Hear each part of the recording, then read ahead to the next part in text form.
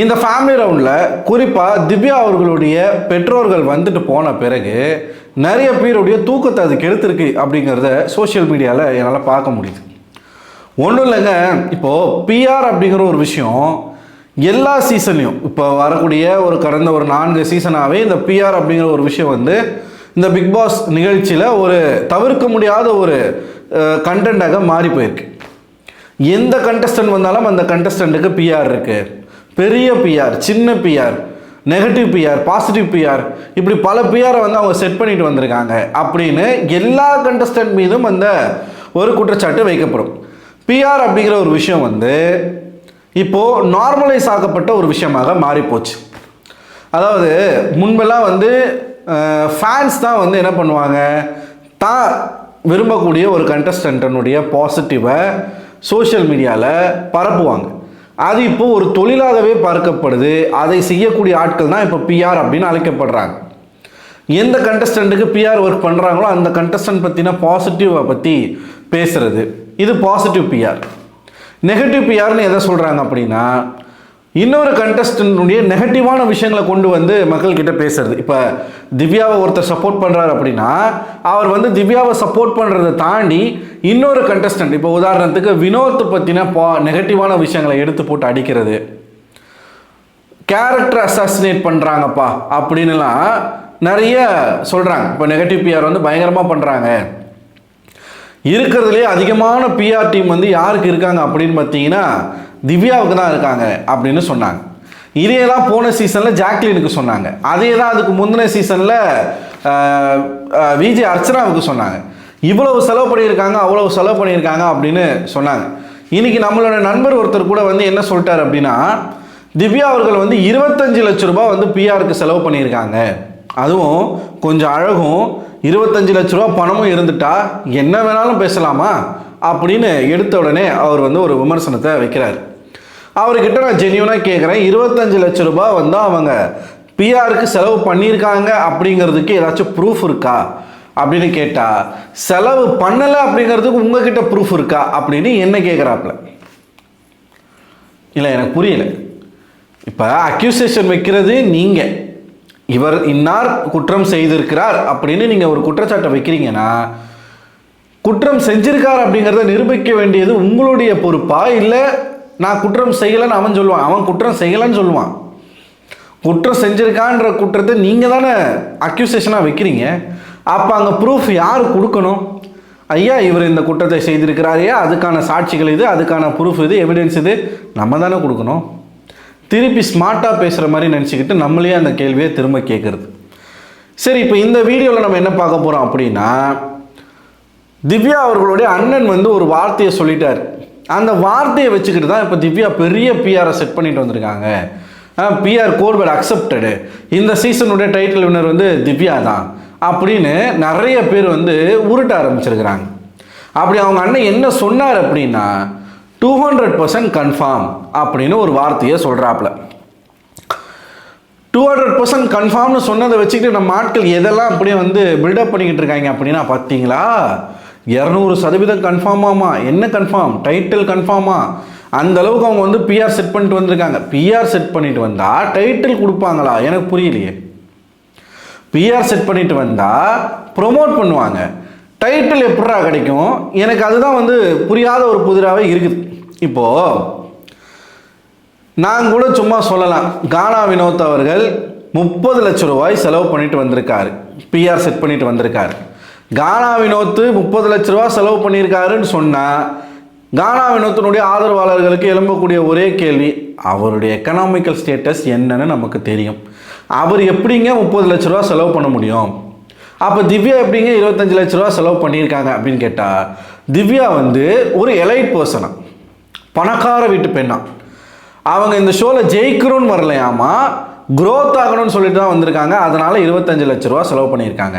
இப்போ அதே மாதிரி நானும் சொல்கிறேன், கானா வினோத்துக்கிட்ட பணம் இல்லை, ஆனால் கானா வினோத்துக்கு கட்சி ரீதியாக கட்சி மூலமாக 30 லட்ச ரூபாய் கொடுத்து பிஆர் ஒர்க்கு பண்ணிகிட்டு இருக்காங்க அப்படின்னு நான் சொன்னேன், நல்லா இருக்குமா? அது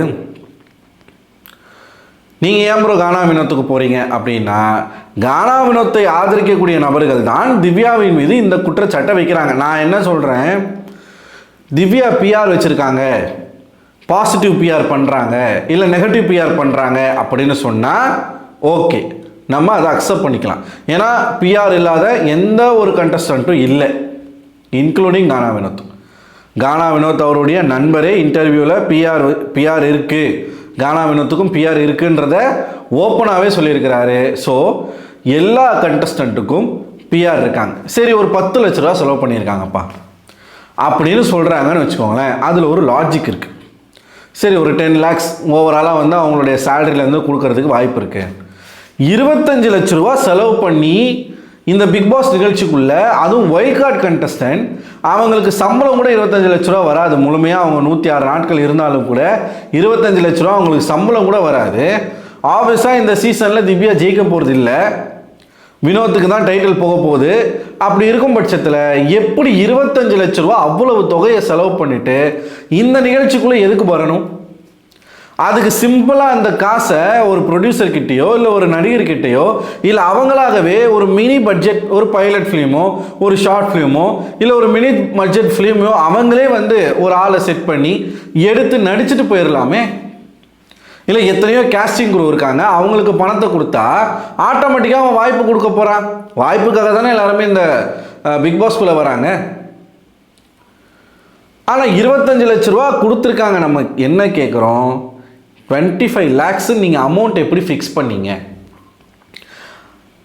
பிஆர் இருக்குன்னு சொன்னால் பரவாயில்ல, நெகட்டிவ் பிஆர் இருக்குன்னு சொன்னால் பரவாயில்ல, இல்லை ஒரு 5 லட்ச ரூபா 10 லட்ச ரூபா செலவு பண்ணியிருக்காங்கன்னு சொன்னால் கூட ஓகே. 25 lakhs இந்த பிக் பாஸ் வரலாற்றில் எந்த கண்டஸ்டண்ட்டும் அவ்வளவு தொகையை வந்து பிஆருக்கு செலவு பண்ணதாக வரலாறே கிடையாது. முதல் முறையாக இந்த குற்றச்சாட்டை திவ்யாவின் மீது வைக்கிறாங்க அப்படின்னா அது உள்நோக்கம் கொண்ட ஒரு குற்றச்சாட்டாக தான் தெரியுது. கேட்டால் அசம்ஷனில் பேசுகிறோம். இது யார் சொன்னாங்கன்னு கேட்டால் ஜோ மைக்கேல் அவர்கள் சொன்னார் அப்படின்னு ஒரு சிலர் சொல்கிறாங்க. ஜோ மைக்கேல் அண்ணன்கிட்ட நான் நேரடியாகவே கேட்க விரும்புகிறேன், அண்ணன் நீங்கள் அந்த மாதிரி சொன்னீங்களா? திவ்யா 25 லட்ச ரூபா வந்து செட் பண்ணியிருக்காங்க பிஆருக்கு, நீங்கள் சொன்னீங்களா? நான் இது வரைக்கும் அவர் அப்படி சொல்லி பார்க்கல. அப்படி ஒரு வேளை சொல்லியிருந்தா அவர்கிட்டயே கூட நம்ம இந்த கேள்வியை எழுப்பலாம். சரி, இப்போது என்ன பிரச்சனை அப்படின்னு பார்த்தீங்கன்னா, இன்னும் 3 வாரம் தான் இருக்குது. டைட்டிலுக்கு இருவருக்கு நடுவில் தான் போட்டி. ஒன்று திவ்யா, இன்னொன்று கானா வினோத். இந்த போட்டி அப்படிங்கிறது ஹெல்த்தியான ஒரு போட்டியாக தான் இருக்கணுமே தவிர்த்து ஒருத்தர் மீது ஒருத்தர் மாறி மாறி வெறுப்பையும் அபியூஸையும் பரப்புறது வந்து என்னை பொறுத்த வரைக்கும் நல்லா இல்லை. நான் இது வரைக்கும் எந்த சைடுமே ஸ்டாண்ட் எடுக்காமல் தான் நான் பேசியிருந்தேன். எனக்கு பர்சனலாக திவ்யாவுடைய கேம் பிடிச்சிருந்தது. ஏன் பிடிச்சிருந்தது அப்படிங்கிறதுக்கு என்னால் பல காரணங்கள் சொல்ல முடியும்.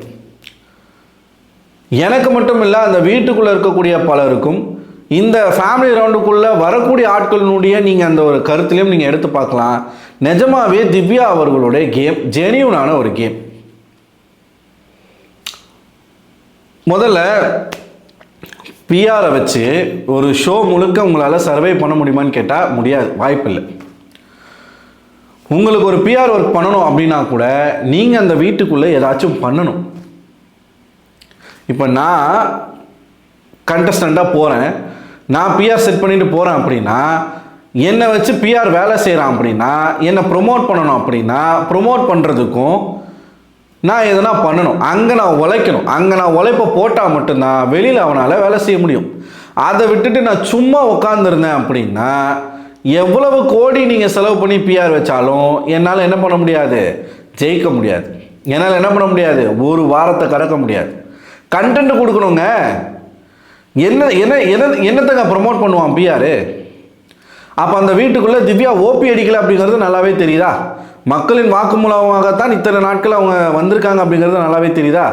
எல்லா நாமினேஷனும் ஃபேஸ் பண்ணி அவங்க வந்துட்டு இருக்காங்கல்ல, மக்களை ஃபேஸ் பண்ணி தானே வந்துட்டு இருக்காங்க. பிஆரை வச்சு மட்டுமே உங்களால் வந்து ஓட்டை பூஸ்ட் பண்ண முடியுமா?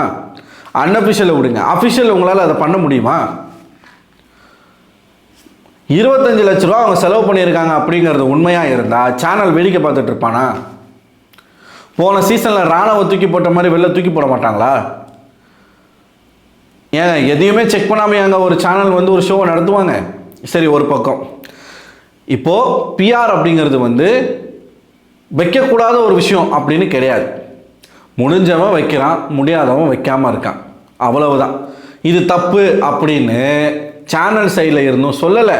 அது இப்போ நார்மல்ஸ் ஆயிடுச்சு. அதை வச்சு நீங்கள் ஒருத்தவங்களுடைய கேமை ஜட்ஜ் பண்ணுறது அப்படிங்கிறது முட்டாள்தனமாகத்தான் நான் பார்க்குறேன். விஜய் சேதுபதி அவர்களே கூட ஒரு இடத்துல சொல்லியிருப்பார், நீங்கள் எப்படிப்பட்ட பிஆரை கூட வச்சு நீங்கள் கொஞ்ச நாளைக்கு வந்து உங்களோட கேமை பூஸ்ட் பண்ணலாம், ஆனால் அந்த கேம் முழுக்க உங்களால் வந்து அந்த பிஆரை வச்சு பயணம் பண்ண முடியாதுன்னு விஜய் சேதுபதியே சொல்லியிருப்பார்.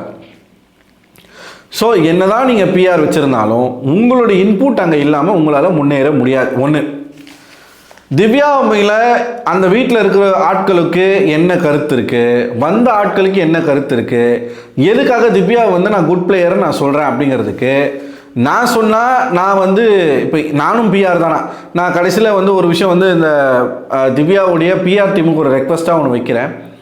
முன்னாடி அந்த வீட்டில் இருக்கக்கூடிய ஆட்கள்லாம் யாரெல்லாம் வந்து திவ்யா மீது விமர்சனங்களை வச்சுருக்காங்க, நல்ல விமர்சனங்களை வச்சுருக்காங்க அப்படிங்கிறத நம்ம பார்க்கணும். முதல்ல அரோரா அவர்கள் ஒரு இடத்துல சொல்லியிருப்பாங்க, நம்ம அந்த வீட்டுக்குள்ளே தட்டி கேட்க தயங்குற விஷயத்த கூட தைரியமாக திவ்யா தட்டி கேட்குறாங்க அப்படின்னு. அரோரா, கனி, விக்கல்ஸ் எல்லாரும் உட்காந்து அரோரா படுத்திருப்பாங்க, இவங்க எல்லாரும் பேசிக்கிட்டு இருப்பாங்க, திவ்யாவை பற்றி தான் பேசிகிட்டு இருப்பாங்க.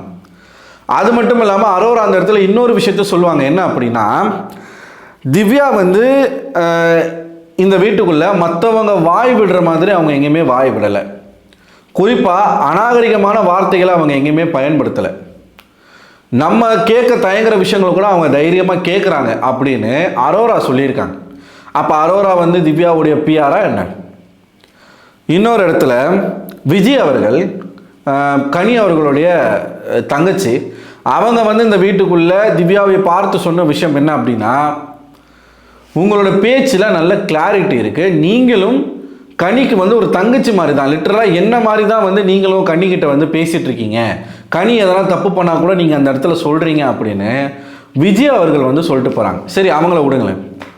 அமித்துக்கும் திவ்யாவுக்கும் பல பிரச்சனைகள் இருந்திருக்கு அந்த வீட்டுக்குள்ளே. ஒரு மனைவியாக ஸ்ரீரஞ்சனி வந்து என்ன பண்ணியிருக்கணும், அமித்தை பல இடங்களில் இப்போ சாண்ட்ரா சொன்ன மாதிரி அமித்தை பல இடங்களில் வந்து திவ்யா யூஸ் பண்ணிக்கிட்டு இருக்காங்க. திவ்யா வந்து அமித் எதனா பண்ணால் மட்டும் அமித்தை மட்டும் கார்னர் பண்ணுறாங்க அப்படின்னு அமித்தினுடைய மனைவி நினைத்திருந்தா திவ்யா கிட்ட பேசியிருப்பாங்களா முதல்ல. ஆனால் ஸ்ரீரஞ்சனி வந்து திவ்யாவை பார்த்து சொன்ன விஷயம் என்ன அப்படின்னா, நீங்கள் ஒரு நோ நான்சென்ஸ் பர்சன். நான்சென்ஸ் அப்படிங்கிறதுக்கான அர்த்தம் என்னன்னு நமக்கு தெரியும், நோ நான்சென்ஸ் பர்சன். அது மட்டும் இல்லாமல் நான் உங்களை பார்த்து இன்ஸ்பயர் ஆன விஷயம், நீங்கள் ஒரு பவுண்டரி செட் பண்ணுறீங்க தெரியுமா, வெதர் வந்து ஒரு ஆணாக இருக்கட்டும் ஒரு பெண்ணாக இருக்கட்டும், இதுதான் என்னுடைய பவுண்டரி, இந்த பவுண்டரி தாண்டி எவனும் வரக்கூடாது அப்படின்னு நீங்கள் ஒரு பவுண்டரி செட் பண்ணுறீங்கல்ல, அதை பார்க்கும் பொழுது பல பெண்களுக்கு அது வந்து ஒரு இன்ஸ்பிரேஷனை கொடுக்கும். ஒரு பெண்ணாக எந்த இடத்துல எப்படி நடந்துக்கணும், எப்படி வந்து ஒரு பவுண்டரி செட் பண்ணணும் அப்படிங்கிறது பல பேருக்கு இன்ஸ்பிரேஷனாக இருக்கும். இந்த வீட்டுக்குள்ளே திவ்யா வந்து பிறர் மாதிரி இந்த லவ் கண்டென்ட் பண்ணுறேன், இல்லை பெருமை பேத்திக்கிறேன், தற்பெருமை பேசிக்கிறேன் அப்படின்னு எந்த இடத்துலையும் அந்த பொண்ணு அநாகரிகமான விஷயங்களை செய்யலை. திவ்யா வெளியில் எப்படி வந்து யார் என்ன தப்பு பண்ணாலும் தட்டி கேட்பாங்களோ அதே மாதிரி இந்த இடங்களில் பல இடங்களில் தட்டி கேட்டிருக்காங்க. சரி, திவ்யா மட்டும்தான் இதை செய்கிறாங்களான்னு கேட்டிங்கன்னா நிறைய பேர் இந்த வீட்டுக்குள்ளே செய்கிறாங்க, ஈவன் கானா, வினோத். ஆனால் ஒவ்வொருத்தருக்கும் ஃபேவரட்டான பர்சன் ஒருத்தவங்க இருப்பாங்க இல்லையா. ஸோ எனக்கு பர்சனலாக திவ்யாவுடைய விளையாட்டு பிடிச்சிருக்கு. இப்போ எப்படி வந்து சீசன் 6 வந்து விக்ரமன் அவர்களை வந்து நம்ம ஆதரிச்சோமோ, சீசன் 7 வந்து எப்படி அர்ச்சனா அவர்களை வந்து நம்ம, இத்தனைக்கும் அவங்களும் வைல்ட் கார்டு தான், இதே திவ்யா மீது வைக்கப்பட்ட குற்றச்சாட்டுகள் அனைத்தும் அர்ச்சனாவின் மீது வைக்கப்பட்டது. ஆனால் அர்ச்சனாவுடைய விளையாட்டு நல்லா இருந்துச்சு, நம்ம ஆதரித்தோம். போன சீசன் 8 வந்து ஜாக்லின் அவர்களுடைய விளையாட்டு நல்லா இருந்துச்சு, நம்ம ஆதரித்தோம். இதில் கொடுமை என்னென்னா, போன சீசனில் ஜாக்லினை ஆதரித்த பல பேர் இன்றைக்கி பார்வதி ஆதரிச்சுக்கிட்டு இருக்காங்க. ஜாக்லினும் பார்வதி ஒன்றா அப்படிங்கிற ஒரு கேள்வி நமக்கு வருது. ஸோ அதே மாதிரி இந்த வீட்டில் எல்லாருக்கிட்டையும் குறைகள் இருக்குது, திவ்யாக்கிட்டையும் குறைகள் இருக்குது, நம்ம இல்லைன்னு சொல்லலை. திவ்யா ஒன்றும் 100% பர்ஃபெக்ட்டுன்னு நம்ம சொல்லலை. அவங்கக்கிட்ட இருக்கக்கூடிய குறைகளை அவங்க சமீப காலமாக திருத்திக்கிட்டாங்க. எல்லா கண்டஸ்டன்ட் மீதும் அவங்க வந்து ஒரு லேபிளை ஒட்டியிருந்தாங்க. நீங்கள்லாம் ரொம்ப மோசமானவங்க, நீங்கள்லாம் ரொம்ப கேவலமானவங்க, உங்களோடலாம் யாரும் இந்த வீட்டுக்குள்ளே சர்வை பண்ண முடியாதுன்னு பேசின திவ்யா இன்னைக்கு அத்தனை பேருனுடைய மனசில் இடம் பிடிச்சிருக்காங்க. இது இல்லைன்னு யாருனால சொல்ல முடியுமா? கானா வினோத் இருக்கிறார் அப்படின்னா கானா வினோத் வந்து முதல் வாரத்தில் இருந்தே இருக்காருங்க. கானா வினோத் கூட பல இடங்களில் வார்த்தைகளை விடுறாரு. இது நமக்கு நல்லாவே தெரியும். அவர் வந்து நகைச்சுவை பண்ணுறாரு, பாட்டு பாடுறாரு, டேலண்ட்டாக இருக்கார், டாஸ்க்கு விளையாடுறாரு. இது எல்லாம் திவ்யாவும் பண்ணுறாங்க. அவங்களும் டான்ஸ் ஆடுறாங்க, அவங்களும் டாஸ்க் பண்ணுறாங்க, அவங்களும் நகைச்சுவை பண்ணுறாங்க, இப்போல்லாம் அவங்களும் பாட்டு பாடுறாங்க. எல்லா இடங்களையும் என்டர்டெயின்மெண்ட் பண்ணக்கூடிய இடங்களில் திவ்யா அவங்களோட பார்ட்டிசிபேஷனை கொடுக்குறாங்க. போய் ஒரு மூலையில் உட்காந்துக்கிட்டு மிக்சர் சாப்பிட்டுட்டு இல்லை, அவங்களால என்ன முடியுமோ அதை கொடுக்குறாங்க. ஏன் டாஸ்கில் திவ்யா விளையாடலையா? வந்த முதல் வாரமே திவ்யா வந்து டாஸ்க் விளையாடி ஜெயிச்சு வீட்டின் தலையாக மாறலையா? எல்லா டாஸ்க்லையும் அவங்க கலந்துக்கிற எல்லா டாஸ்க்லையும் அவங்க வின் பண்ணியிருக்காங்க. கடைசியாக நடந்த தலை டாஸ்கில் அவங்க வந்து விளையாடும் போது கூட கடைசி 3வது நபர் வரைக்கும் திவ்யா விளையாடி இருக்காங்க. ஸோ அவங்க விளையாடுறாங்க. ஆனால் என்ன பண்ணிட்டாங்க திவ்யா அப்படின்னு கேட்குறாங்க. என்ன பண்ணாங்க? இவ்வளோ ஓட்டு வர்றதுக்கு என்ன பண்ணாங்க அப்படின்னு கேட்குறாங்க. இவ்வளோ பண்ணியிருக்காங்க பாஸ், வந்தவங்களுக்கு தெரியுது, உங்களுக்கு தெரியலையா? சரி, ஓகே. இன்னொரு ஸ்ரீரஞ்சனி வந்து இந்த மாதிரி சொல்கிறாங்களா? அமித் அவர்களுடைய குழந்தை வந்து டேரிங் திவ்யா. அவங்க வந்து எல்லாருக்குமே பேர் வச்சாங்க. திவ்யாவுக்கு டேரிங் திவ்யா அப்படிங்கிற ஒரு பேர் வைக்கிறாங்க. அரோரா வந்து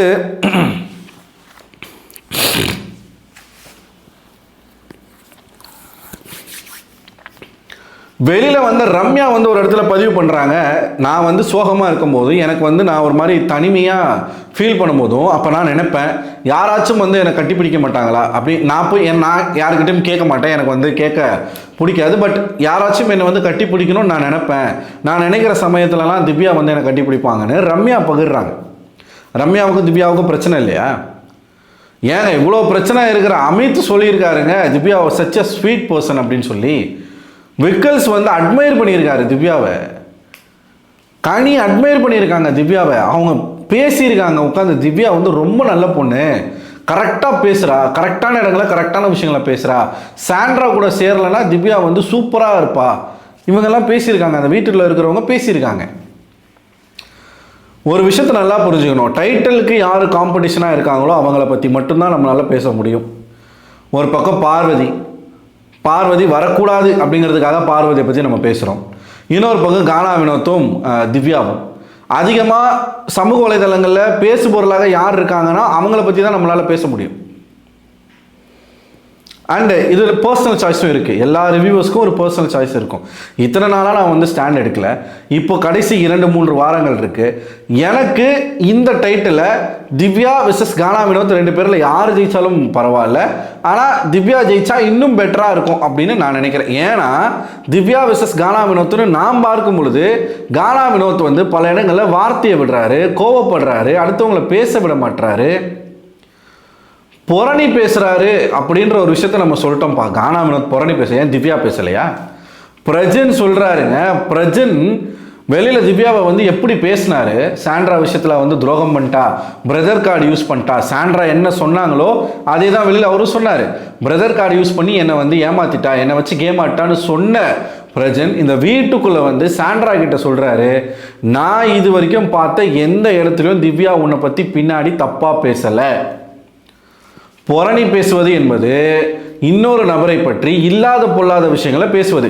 அப்படி திவ்யா இந்த வீட்டுக்குள்ளே இருக்கிற யாரை பற்றியும் பின்னாடி தவறாக பேசுனது கிடையாது. நடந்த விஷயங்களை டிஸ்கஸ் பண்ணியிருக்காங்க, பேசியிருக்காங்க. அதுவும் இப்போ சமீப காலமாக அவங்க பண்ணலை. ஆனால் தொடர்ச்சியாக திவ்யாவை பற்றி இந்த வீட்டுக்குள்ளே பல பேரும் புரணி பேசிக்கிட்டு இருக்காங்க. எல்லாரும் கூட அந்த பொண்ணு ஜாலியாக சிரித்து பேசிட்டு தானே இருக்குது. சரி, ஓகே. இப்போ இந்த 200% விஷயத்துக்கு வருவோம். அவங்க அண்ணன் 200% வந்து உறுதி அப்படின்னு வந்து அவங்க அண்ணன் சொல்லிட்டாராமா. வந்த உடனே அவர் சொன்னார், நான் வந்து 3 வாரமாக ஊரில் கிடையாது, வெளியில் உன்னுடைய அத்தனை நண்பர்களும் வெயிட் பண்ணிக்கிட்டு இருக்காங்க. குறிப்பாக கௌதம்னு ஒருத்தர், கௌதம்ன்ற ஒரு நபரை வந்து இந்த வீட்டுக்குள்ளே வரணும்னு சொல்லியே திவ்யா கூப்பிட்டாங்க, கேமராவில் சொன்னாங்க. அண்டு ரித்திகா அவர்கள், ரித்விகாவா தெரில, அவங்க திவ்யாவுடைய நெருங்கிய ஃப்ரெண்டு, பாக்கியலட்சுமி சீரியலில் நடித்தவங்க தான். முன்னாடி வந்து வேற ஒரு கேரக்டர், அதாவது எழிலுக்கு ஜோடியாக நடிச்சிருந்தாங்க அவங்க. சரிங்களா? இந்த வீட்டுக்குள்ளே ஒவ்வொரு ஃபேமிலியிலேருந்து வீடியோ போட்டாங்க இல்லையா, அப்போ அந்த வீடியோவில் வந்து பேசுனதும் ரித்திகா அவர்கள் தான். ஸோ ரித்திகா வந்திருக்காளா அப்படின்னு சொல்லி கேட்பாங்க. அப்போ அவங்க அண்ணன் வெளியில் பேசும்போது சொல்லுவார், நீ நல்லா விளையாடிட்டு இருக்க, நீ எதையுமே சேஞ்ச் பண்ணிக்க வேணாம், நீ இப்படியே இரு, உனக்கு கோவம் வந்தால் கோவப்படு, சண்டை போடு, எல்லாமே பண்ணு, ஆனால் ஒரு லிமிட்டாக வச்சுக்கோ, ரொம்ப ஓவராக அதை கொண்டு போயிடாத அப்படின்னு சொல்லிட்டு நீ கவலைப்படாத, 200% வந்து வெற்றி அந்த மாதிரி ஏதோ சொல்லுவார். 200% வந்து நமக்கு கன்ஃபார்ம் தான், கௌதம் சொன்னாப்ல அப்படின்னு சொல்லிட்டு. ஏங்க இது உள்ள வர எல்லாருமே அந்தந்த கண்டஸ்டன்ட் கிட்ட சொல்கிறது தான், கவலைப்படாத நீ தான் ஜெயிப்ப, தைரியமாக விளையாடு. கனி கிட்ட விஜய் சொல்கிறாங்கங்க, விஜய்க்கு தெரியாதா யார் இந்த சீசன் ஜெயிப்பாங்கன்னு சொல்லி, கனி கிட்ட விஜய் சொல்லிட்டு போகிறாங்க. இப்படி ஒரு கேஷுவலாக சொன்ன ஒரு விஷயத்த 200% கன்ஃபார்ம்னு அவங்க அண்ணன் சொல்லிட்டாருப்பா. உடனே வந்து பிஆர் வந்து பார்த்தீங்களா எப்படிப்பட்ட ஹெவி பிஆர் வந்து பார்த்தீங்களா செட் பண்ணியிருக்காங்க பார்த்தீங்களா, திவ்யா தான் டைட்டில் வின்னர். இப்போது நான் வீட்டுக்குள்ளே இருக்கிறேன், எங்கள் அப்பாவும் எங்கள் அம்மாவும் வராங்க, என்ன சொல்லுவாங்கன்னு நினைக்கிறீங்க என்கிட்ட? கண்ணா நீ நல்லா விளையாடுற, இப்படியே விளையாடி, நீ தான் ஜெயிப்ப, தைரியமாக இருன்னு சொல்லுவாங்களா மாட்டாங்களா? இப்படி சொன்ன விஷயத்த பெருசாக எடுத்து போட்டு பேசி அதை ஒரு பெரிய ஒரு விஷயமாக மாற்றி கடைசியாக நான் சொல்ல வர்றது ஒன்றே ஒன்று தான், பிஆர் அப்படிங்கிற ஒரு விஷயம் எல்லாருக்கும் இருக்குது. இது ஏன் ப்ரோ நார்மலைஸ் பண்ணுறீங்க அப்படின்னு கேட்டிங்கன்னா, இந்த நிகழ்ச்சியாக அப்போ நடக்கக்கூடாது. தேர்தல் கமிஷனில் தேர்தல் எலெக்ஷன் உண்மையான எலெக்ஷன் நடக்கும் பொழுது ஒருத்தர் பணம் கொடுத்து தேர்தலை சந்திக்கிறார் அப்படின்னா, அவர் வந்து பிடிபட்டார் அப்படின்னா எப்படி தேர்தலை நிப்பாட்டுறாங்களோ அதே மாதிரி இவங்க இவ்வளவு பணம் செலவு பண்ணி பிஆர் செட் பண்ணி அஃபிஷியலாக ஓட்டு வாங்குறாங்க அப்படின்னா அது உங்களால் நிரூபணம் செய்ய முடிந்தால் நிரூபணம் செய்து இந்த நிகழ்ச்சியை தடை பண்ணுங்க. குறைந்தபட்சம் அடிப்படை ஆதாரம் இல்லாமல் 25 லட்ச ரூபா ஒருத்தவங்க செலவு பண்ணியிருக்காங்க அப்படின்னு போகிற போக்கில் பேசுறது அப்படிங்கிறது தான் வன்மத்தின் உச்சக்கட்டம். கானா வினோத் ஜெயிக்கக்கூடாதுன்றது இங்கே நினப்பு கிடையாது, திவ்யா ஜெயிச்சா நல்லா இருக்கும் அப்படிங்கிறது தான் எங்கள் எண்ணம். ஸோ நான் வரக்கூடிய வாரங்களில் திவ்யாவுடைய கேமை சப்போர்ட் பண்ணலான்னு இருக்கேன். ஏன்னா இப்போ நிறைய பேர் வந்து என்ன கேட்குறாங்கன்னா, நீங்கள் சப்போர்ட் பண்ணுறது தான் ஓப்பனாக சொல்லிகிட்டே சப்போர்ட் பண்ணுங்கள் அப்படின்றாங்க. நான் அப்படி எந்த கண்டஸ்டன்ட்டையும் நினைக்கல, அவ்வளவுதான். ஆனால் இனிமே திவ்யாவுடைய விளையாட்டை நான் சப்போர்ட் பண்ணலான்னு இருக்கேன். நீங்கள் பிஆர்னு நினச்சிக்கிட்டிங்கன்னா கூட பிரச்சனை கிடையாது, சரிங்களா? இது வரைக்கும் எப்பா இந்த 25 லட்ச ரூபா செலவு பண்ணதா சொல்கிறாங்கப்பா, 25 பேர் கொண்ட குழு இருக்கிறாங்களாம், ஆளுக்கு ஒரு லட்சமா. நானும் வந்து ஒரு யூடியூபர் தான், முடிஞ்சால் வந்து இந்த பிஆர்ன்றீங்க, இது வரைக்கும் எந்த டீமும் எந்த ஒரு யூடியூபர்ஸ்கிட்டையும் வந்து பேசின மாதிரி நான் பார்க்கல. என்கிட்ட இது வரைக்கும் யாரும் வந்து பேசுறது கிடையாது, அப்ரோச்சும் பண்ணது கிடையாது. நீங்கள் ஒருவேளை திவ்யாவுக்கு பிஆர் பண்ணுறீங்க, காசு செலவு பண்ணுறீங்கன்னா தாராளமாக என்னை வந்து நீங்கள் சந்திக்கலாம், நான் நல்லாவே பிஆர் பண்ணுவேன். ஏன்னா நிறைய பேர் அதான் சொல்கிறாங்க, நீங்கள் பயங்கரமாக சொம்படிக்கிறீங்க இப்போ திவ்யாவுக்கு அப்படின்றாங்க. நான் நல்லாவே சொம்படிப்பேன். ஸோ உங்களுக்கு சர்வீஸ் வேணும்னா நீங்கள் என்னை வந்து காண்டாக்ட் பண்ணலாம், சரியா? வேறு என்ன சொல்கிறது, வேறு என்ன சொல்கிறது சொல்லுங்கள். ஜெனியூனாக நம்ம கருத்தை சொல்கிறோம். கானா வினோத்தையும் நம்ம நிறைய இடங்களில் சப்போர்ட் பண்ணி பேசியிருக்கோம். இத்தனைக்கும் நம்ம ஏரியாவை சேர்ந்த ஒரு நபர், அதுக்காகவே ஒருத்தரை சப்போர்ட் பண்ண முடியாது. டைட்டில் வின் பண்ணுறதுக்கு இந்த வீட்டுக்குள்ளே தகுதி அப்படிங்கிற ஒரு விஷயம் இருக்குது. கானா வினோத்துக்கு அந்த தகுதி இல்லையா அப்படின்னு என்னை கேட்டிங்கன்னா நான் அப்படி சொல்ல வரலை. வினோத்துக்கும் முழு உரிமையும் முழு தகுதியும் இருக்குது. ஆனால் ஒரு சின்ன டிஃப்ரென்ஸ் தான் வினோத்துக்கும் திவ்யாவுக்கும் நான் பார்க்குறேன், கோவத்தில் வார்த்தையை விடுறது. அந்த மாதிரி எந்த இடத்துலையும் திவ்யா யாருக்கிட்டேயும் வார்த்தையை விட்டதில்லை. அந்த ஒரு சின்ன டிஃப்ரென்ஸ் தான் நான் பார்க்குறேன், அது என்னுடைய விருப்பம், அவ்வளோதான். ஸோ இனிமேலும் வந்து பிஆர் இருக்குது, இவ்வளோ செலவு பண்ணியிருக்கு, 200% அப்படின்னு வெட்டித்தனமாக பேசாமல் நீங்கள் யாரெல்லாம் சப்போர்ட் பண்ணுறீங்களோ அவங்கள ஜெயிக்க வைக்கிற வழியை பாருங்கள், சரிங்களா? இங்கே பிஆர் வச்சுலாம் யாரும் ஜெயிச்சிட முடியாது.